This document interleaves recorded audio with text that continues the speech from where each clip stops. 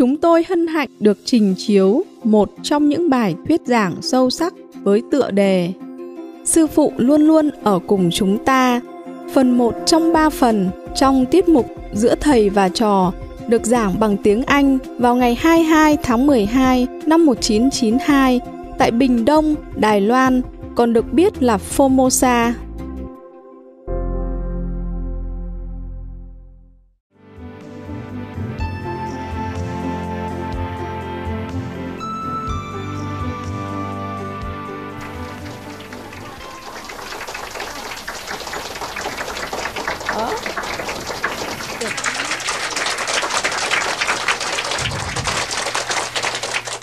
Hi, here we are again. How is everything? Okay? Better than the first day, I guess. It feels better now. It looks better, no? Don't you think so? So at least today you sit in the right position. In the right place. Now, so what we were talking about, you have any topic, any question again? Yeah, you see, so I was thinking in the tent today, I was very touched the way the Americans was really devoted to family relationship. And truly faithful. I'm surprised. Because you always heard American fast living, divorcing today, married tomorrow, etc. But whomever I met, it's not like that. For example, there was a mayor in Florida, Boca Raton. He and his wife married so long, and they were still so loving to each other. And still very faithful. Jubileum and silver jubileum or diamond jubileum, they go celebrate together. And that's why I told this joke, because it's supposed to be for them, you know. Yes. Anyhow, I will tell you later that joke. And then I met other person, also Americans in America. You see, that I know. Somebody know our disciple, etc. And they were living together. They were old now. And they married about 20, 30 years. They're still very faithful.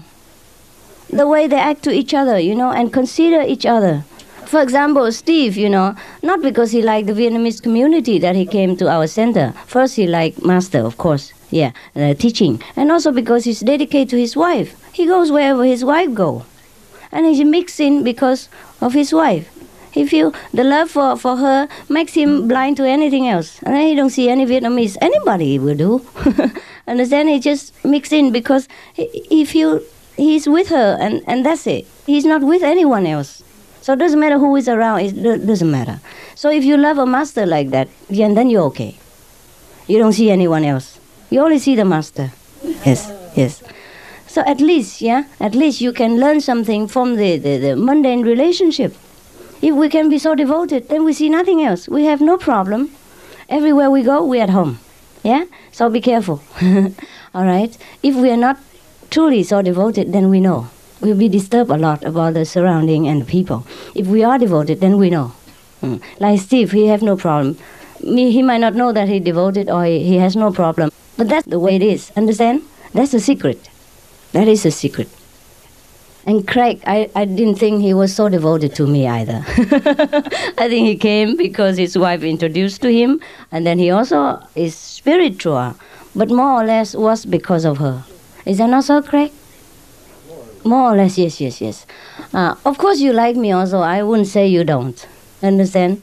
But if not for her, you would not have taken a lot of trouble. Probably wouldn't be here. Yes, you wouldn't be here either. You see that? And I'm not jealous with this. I'm very touched, you know. I'm very touched that even in a mundane level, one person can be so devoted to that person. I'm happy for them. Understand? So if you say you're very devoted to Master, and if you can be up to that much, it's enough already. Yeah. And then you have less trouble, because you're blind to anything else. And then you have less trouble in your life. Not that I ask your devotion. Understand? You know the secret now? Yes. Now, I tell you another story to prove it. The joke, wait, huh? It's all right. I know you're anxious to hear the joke, but that come later. It's not important. It's just a kind of punch so that I can talk to you. Yeah? Just like I'm wearing nice clothes so that when you come to me, and then you don't need nice clothes anymore. Just, yeah. Because you don't care. Just like I dance with you so that you come to me and later you lose interest for dancing. Understand? Just like I look at you lovingly, charmingly so that you forget the worldly attraction. That's all. Understand? To replace a higher level of substitute. That's why you crave for many things in the world, because you have not enough. Understand? They have not enough. You just want something, but you don't know what. And then you grasp here and there just for substitute. And all cheap substitute doesn't satisfy you. So someday you have this girlfriend, another day you have another girlfriend. Because each one has something you like, but not all the things that you like. That's why when, before in the old day, a king or the queen, they usually have many consorts. Just because to fill the gaps. You understand? Because not usual that a woman or a man has all the quality that is fulfill the need of the other partner. Therefore, we most often have trouble, conflict, and quarrel. If we both fit each other's need, then we have less trouble. That's what it is. So for those who have in a good relationship in marriage, I guess they fulfill each other's need, and just they're satisfied with each other. So you are like that, I like enough, like that. Otherwise, they will look elsewhere, and you cannot blame them. You understand? Therefore, I do not condemn people. I just say it is better you stay in one relationship. But I also say, if it is intolerable, then you just take care, yeah? Do what is the best. The main point is to keep the equilibrium in your environment and your life in order that you can concentrate. That is all. Not because to keep a marriage is so important. Understand? It is important as long as it keep your equilibrium. Tranquility, so that you can concentrate. If that marriage disturb your concentration, then it's not the purpose. Keep the marriage not because of the marriage's sake, understand? Just so that both can develop in harmony. So, in case you can work with a partner like that, it's enough already. No need to look elsewhere. Changing always makes us very troublesome and restless. It's no good for practicing. But if a marriage makes you even that restless, then you might as well seek peace somewhere. Understand not? Yeah? So even my teaching is like that, but it's not like that. You understand? You cannot always hold on like a square like this and say, Master, say this. You don't do it, you die.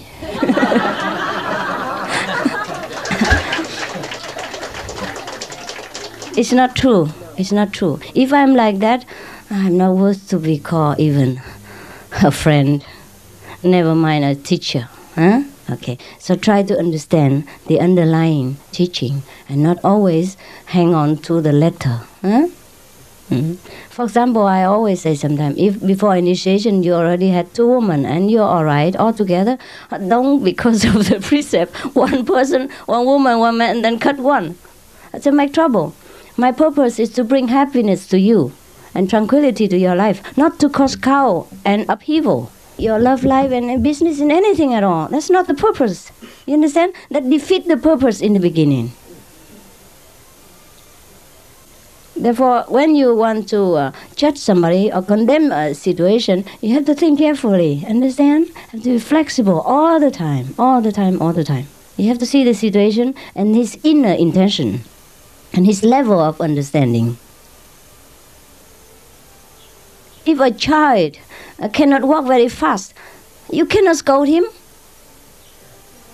But if a person who can walk fast and then purposely delay the forward moving of a whole group, then you have to scold him. Understand or not? Yes, yes. But in a spiritual sense, it is different because we all grown up, so we don't see anyone as a child or an adult. But actually, the master see inside who is a child and who is adult. It's the inside thing. It's the inner affair. Therefore, even though many people do the same thing, but I treat them differently. Yeah. So just like yesterday, you say I treat you, the Americans, you know, the Occidental people, a little bit special and make you embarrassed. Should not be. You understand? Should not be. I know what to do. Yeah, you deserve some special treatment. You came from a different culture and you've gone through a lot of hardship. So you need a little bit extra comfort. That's all right. That's all right. I'm sorry that I couldn't give you better. treatment because of a lot of other things. Yeah, so this is not enough. It's not enough. But I understand that you appreciate a little thing, just a kind of symbolic. That's enough. Understand? Yeah. And I know you understand. Yes. So don't say I treat you anything special. Nothing. It's different. It's different. Yeah. It's different. Also, you don't see me that often. You cannot afford to. The Chinese, they can see me anytime. I'm here for many years already. If they don't see me now, they see me later. Or they have seen many years already. There's no need to treat them special. Also, they live together with me in one country. Yeah? And that makes a difference. They feel already satisfied somewhat. Yeah? They know that I'm here. You came from a very long way. Understand? Just to see me. So that demands a special devotion from you. Special effort from you in order to be here. Understand? So, to be equal to that effort, I do something. That is all. Okay? To let you know that I appreciate it. Not that anything special, not that you need that extra chocolate or something else, but you know that I know.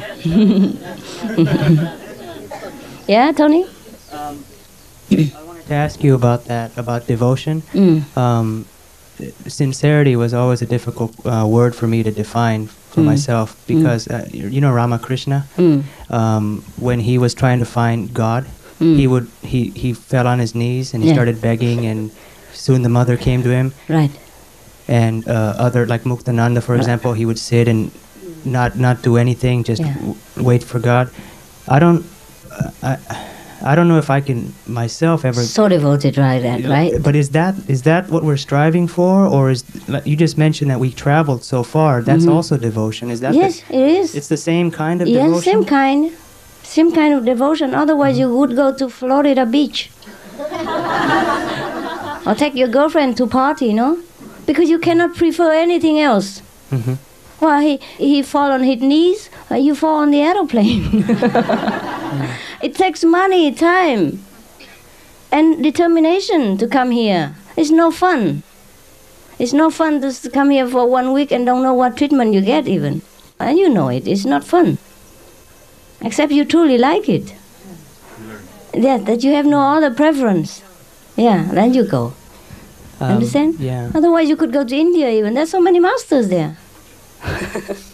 Or at least easy to get one, huh? It's not easy, but if you know the way already, it's not hard. If you just very novelty from nowhere, then it's difficult to find master because you tend to run after the orchid, the yellow rope.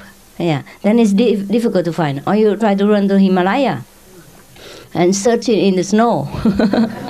But when you know already, understand, it's not hard to find a master in India because you know where to look for. Yeah? You don't look in a special place. Then you look. Most masters are very ordinary. They live family life. And they're very ordinary. If they walk on the street, you never know that a master. They don't wear any special clothes. Normally like that. Yes. They might wear, but it's not a mark of the master. And when you already know all this, it's easier to find a master in India, right? So I said, if you really don't like it, you wouldn't have been here. Okay? Devotion, I don't have to have a certificate. Yeah, and say that this person is truly devoted. And devoted has to be like that, like this, and the other. Just like Mary yesterday, she thinks she's not devoted. This is nonsense. Yeah? Right. So I know. I think, I don't know if I can speak so much for the Americans, but for myself, the idea about worshipping, I've been, when I come to Southeast Asia and I see people worship statues and I just can't bring myself to do that, but I feel that what they're doing is right. Yeah, they're doing right in their way. They are in their way, right? Yes. But if they are sincere, everything's all right. It's just that they can be only up to some certain level because they have not broke through. You understand? The material boundary. That's all.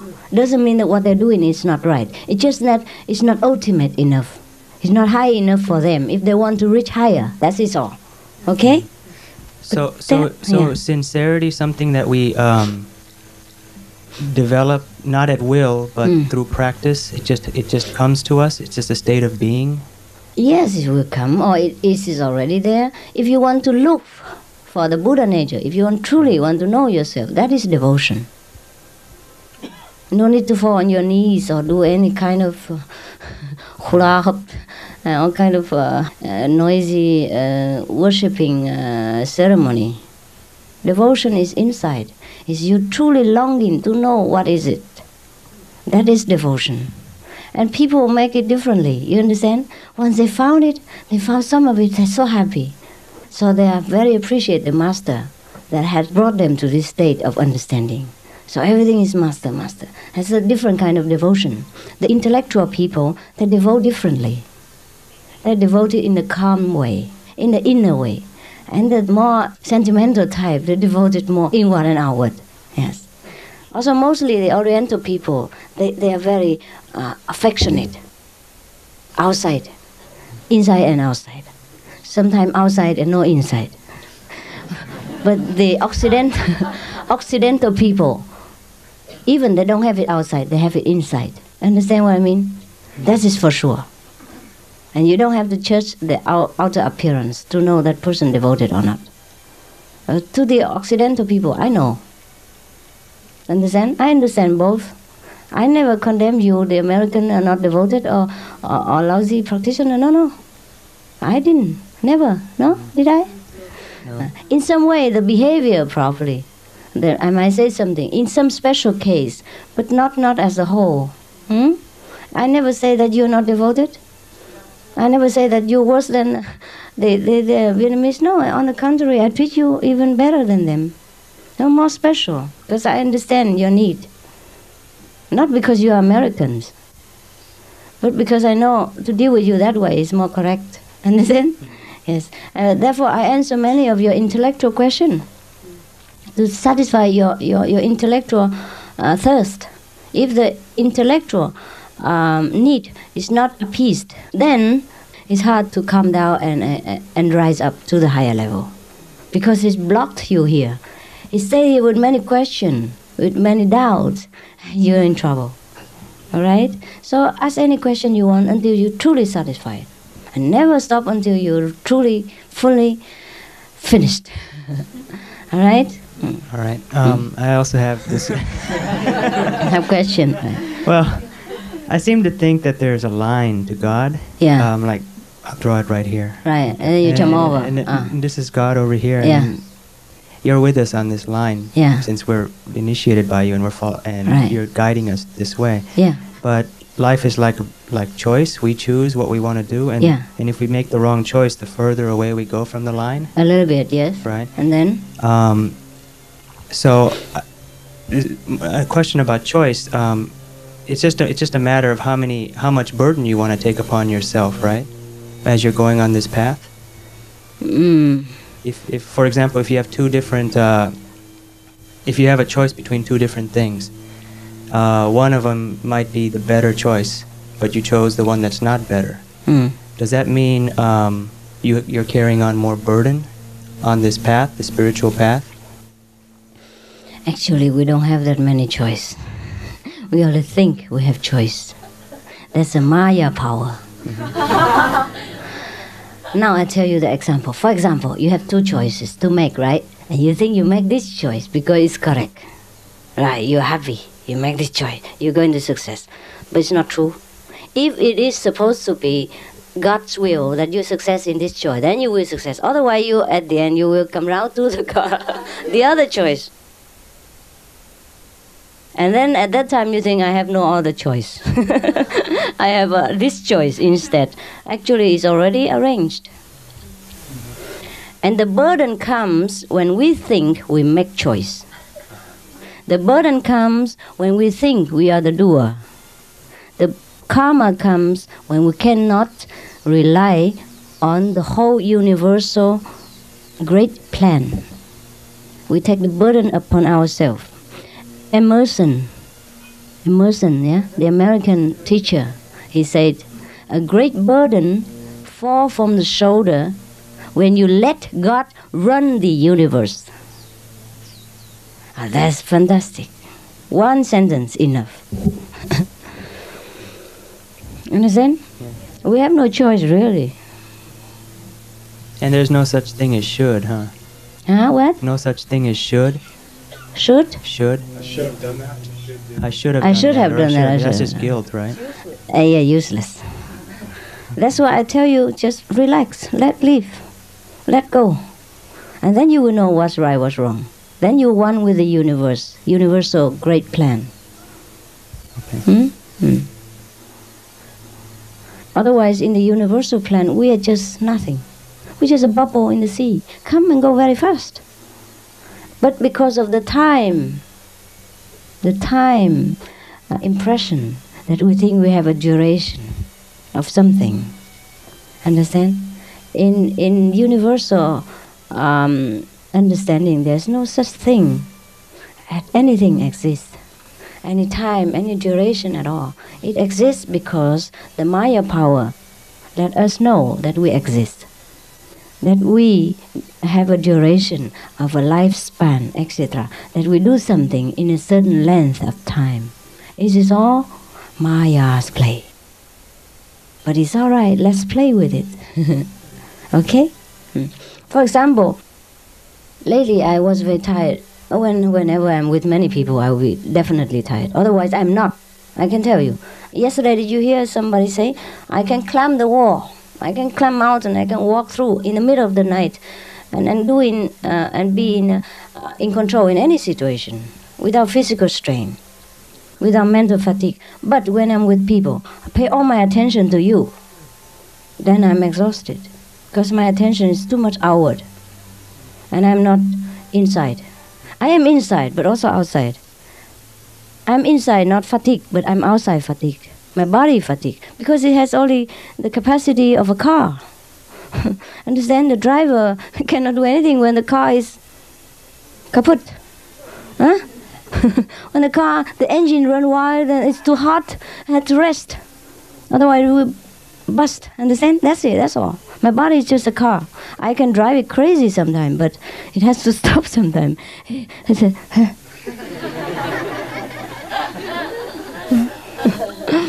Now, you know, huh? Okay.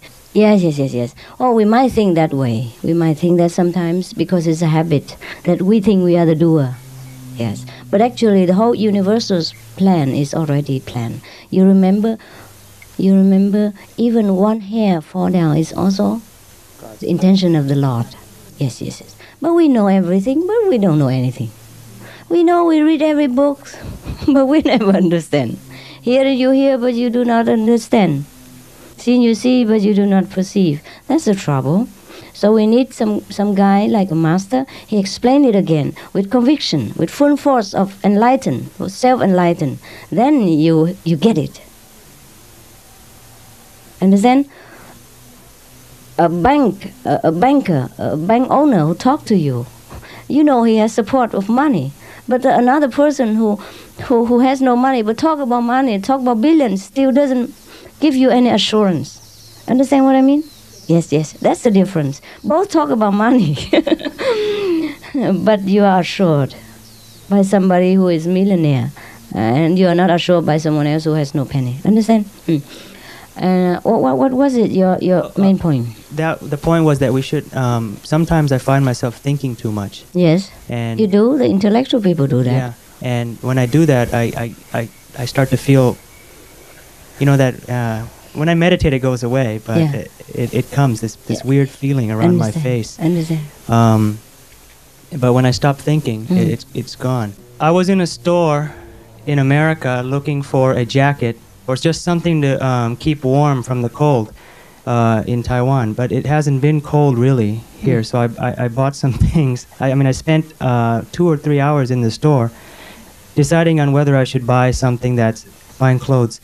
So basically, what I thought so much, and I ended up getting a lot of feeling a lot of burden in my head. It's so easy. You can ask the travel agency. I called the Taiwanese counselor. He didn't know. Why you make such a small problem and talk to a big person? Who? Oh, Taiwan. Yeah. You should not take an elephant to carry a grain of rice for you. It's easy to call any agency to ask the Pingdong temperature, or to ask anybody who knows about Pingdong, who knows English. You make a lot of trouble for nothing. Yeah. Yeah, all right, never mind. Next time you know. An elephant can carry a grain of rice, but is it worth it? You understand? He asked a counselor just for a temperature. It's not his business to know that. Even if he knows, you misuse him. You abuse his power. Understand? You can ask me for any mundane thing, how to buy your socks, etc. But you waste my power, waste my ability. Yeah? You should not make a precedent to type some letter for a shopping list for supermarket. That is all. Sometimes we have trouble because of ourselves, not entirely the environment or the people. Rethink it. Rethink whether you're doing right, or is there any better way to do it, or to deal with people. Understand? So, for example, I have told you about the organization. Before, I was very shy. I don't want to directly pinpoint at people, but now I have to do it. Because relating to other person and then to the third person is completely different. Everything's so chaotic. Even I directly do it, still make trouble. But at least I know what's going on right away. And I won't be surprised. Understand? And it's easy and faster to recover or to reorganize it. All right? So think a little bit more about the way how we orient our life. And maybe something we improve. Okay? Yes, sir. In mentioning that everything is already arranged for us. Hey, yes. And that brings to my mind a question of, if it is already arranged, then what is the purpose of striving for enlightenment or for liberation if our striving is virtually meaningless at that point? You have to strive in order to know that you don't need to strive. You strive until you give up, you mean? No. You strive until you understand that. You fully understand that every effort is useless. Is useless. You have to make an effort to be effortless later. At the moment, doesn't matter what I tell you, you still strive. So I tell you how to strive. And I say, go ahead and strive. Strive harder until you reach the point that you know that, why should I strive? I'm always here already. Understand? I already arrived. But now I tell you, you don't understand. So you have to strive to understand that you should not strive.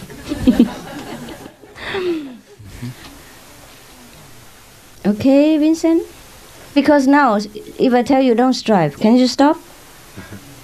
Can you just relax and surrender? If you can? Well, I found myself doing that, but then feeling a little bit behind schedule and then getting back into striving again. Yeah, yes, that's it. So you still are not there. You see what I mean? Right, but more so than before. Then you try to strive more. And then one day you will stop striving. That's the purpose. Huh? That's the purpose. Because if we don't strive now, we cannot feel at ease. Until you stop striving and you still feel at ease, then it's all right. Now if you don't strive, you're in trouble. Right? So if say I was to stop striving, but say stop striving even though I don't have the total knowing of that, that would be also ineffective. Is that what you're saying? Ineffective. So you have to really come to that level of understanding. Yes. Before then. Yes. Okay. Not intellectual understanding, but truly relaxed. Truly at home. Now, intellectually, you understand what I'm talking about? Well, yes. You do. But it's different from realization. Yeah, all right?